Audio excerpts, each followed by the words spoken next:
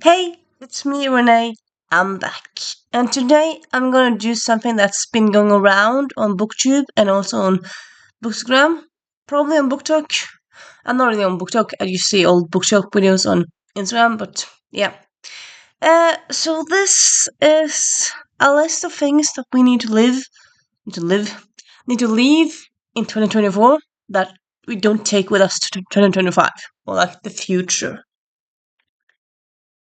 I First I kind of thought this is gonna be a long list, and then not they not end up being a long list, but some of the things kind of go together, and also I suppose yeah, I'm gonna add in one last one here that is kind of general, but just kind of think works. But first we're gonna do yeah. First we're gonna start with just book shaming, just in general. Don't if a friend of yours or if you meet someone in school, at work, wherever that reads crime books and you don't read crime, don't shame them for reading crime. If they read erotica, don't shame them. If they read sport romance, don't shame them. Don't shame other people's yums. Don't yuck other people's yums. I mean, what they like might not be what you like, but it gives them joy. So booing what other people like, that's not cool, not at all.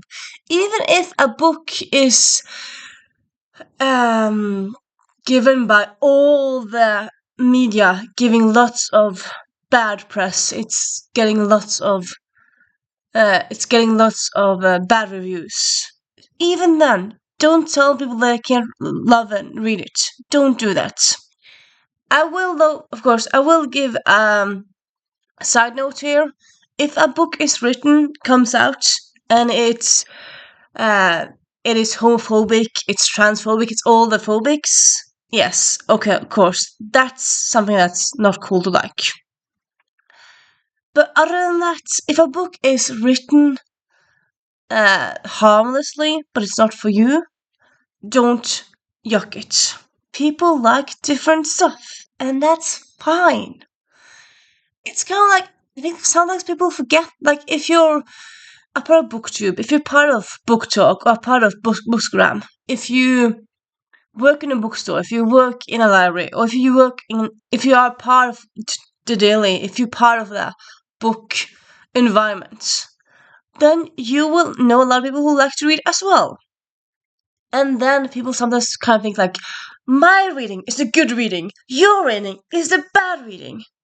And that's not cool. Like, honestly, still today, sadly, people who read are in a minority.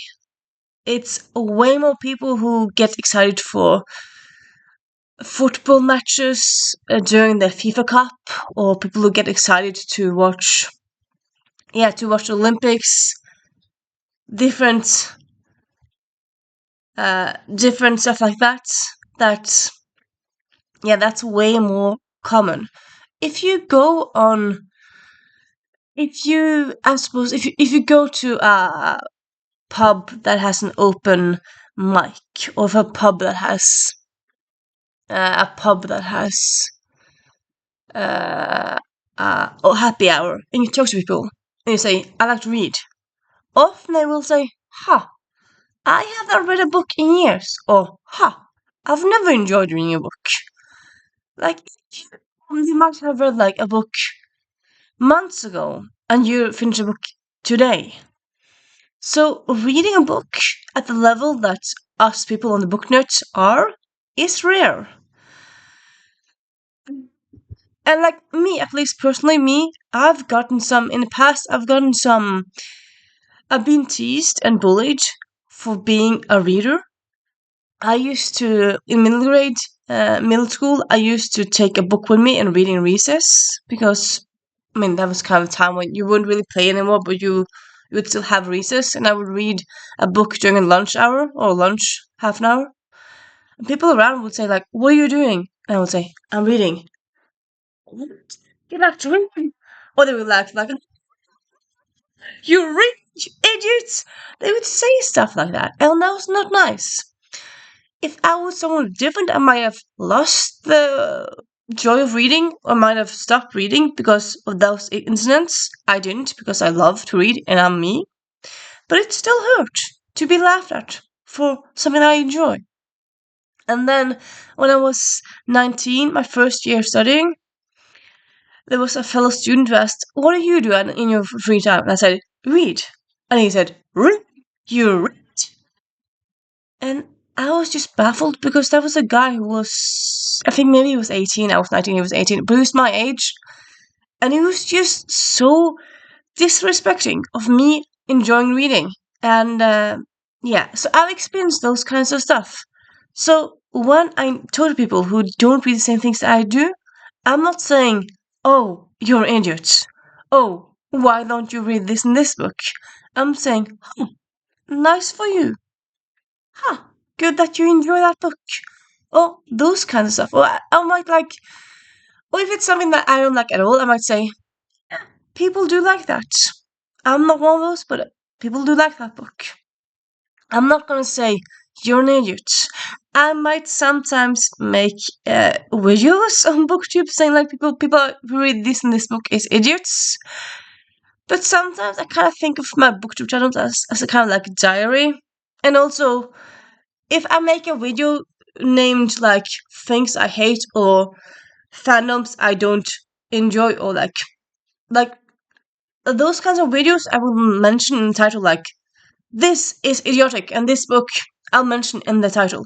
So like if you know what, if you're clicking on that video, you're probably gonna agree with me or at least don't care. Because I honestly, if I see someone having a title that says "Time travel books are stupid," I won't click on that video because I know I'm be disagreeing with them. So yeah, and also people can disagree with me. I feel like sometimes you can also vent about things you don't like, but don't say it to their faces. Don't shame them directly. That's not nice, not at all. That's just not cool. So yeah, book shaming in general, don't shame people. Oh, and also, now I just like to talk for hours, minutes about like genre shaming, but also if you talk to someone else and they've finished their second book of the year and you've finished your 22nd book, don't shame them. People read at different paces. Some people have less time to read, some people get distracted more, and some people read more slowly. That doesn't mean they're any less of a book lover, they're just different. Don't shame them. That is fine.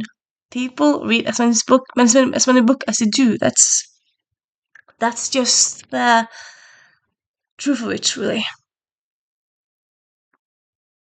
Yeah. So yeah, just in general, book shaming in different areas, different ways. Don't do it. It's not cool. In general, not cool at all.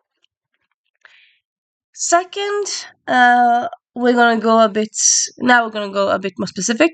But I feel like this is something that happens if you read middle grade books. If you read YA books, although I feel like maybe it's mainly in middle grade books. But yeah, in middle grade books or books for kids, it often happens that uh. Wait, I'm just gonna. Yeah, example. This here is a middle grade series or YA series. And what happens on the spine here? Title, author, number in series. If it's series, most likely the number of the book in the series will be on the spine. And sadly, this is an adult book. Is it a number here? No, it's not. Well, it has a number because it's old library book, but there's no number in the series, which in addition to other people, drives me nuts. Because, yeah, I suppose you could read the back and see, like, oh, is it the first, the second, or whatnot book? And yeah, some books also have pictures on the back. But again, not all of them do, and sometimes the pictures aren't in the correct order. So having the number on the spine is the most logical, easy, good thing to do. Like if you go into the store, if you're missing the last two books in the series, if you're missing book 4 and 5, but not book 6, if you're looking at the in the store at the shelf and you see them on the spines there, it's just so practical. Just and then go further and buy more books. But if you have to take the book out of the shelf and look at the back, maybe you read some kind of small spoiler. Maybe you have to use more. Well, you probably have to use more second time to check out what number it is. That also, like, sometimes people don't have a lot of time to buy books. So again, please, people, spines. I'm gonna give you an example.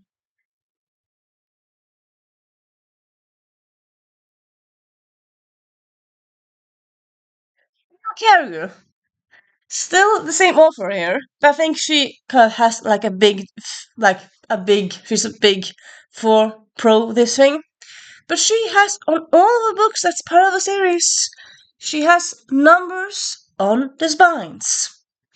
And then here, this is also an adult book series, numbers on the spine. People, that's how it should be done. It should be like this. Uh, Also, it doesn't really need to be that big like this. It's not that big of a number.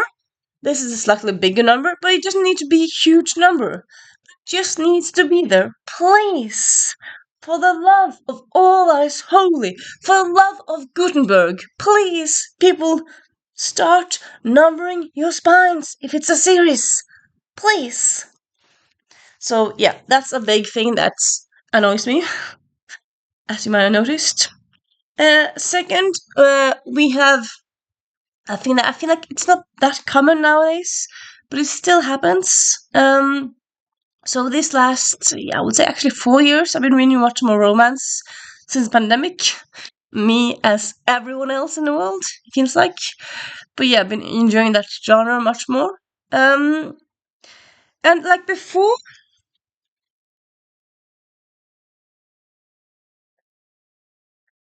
I used to find like most of the books that I found were one point of view.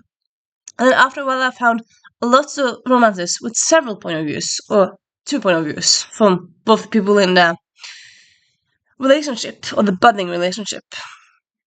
And I very much enjoy that. It's nice to see people falling in love. It's not just from one side, but from both sides of the. You get both sides of the story, really. And then nowadays, I feel like that's very common to have 2 point of views in those books.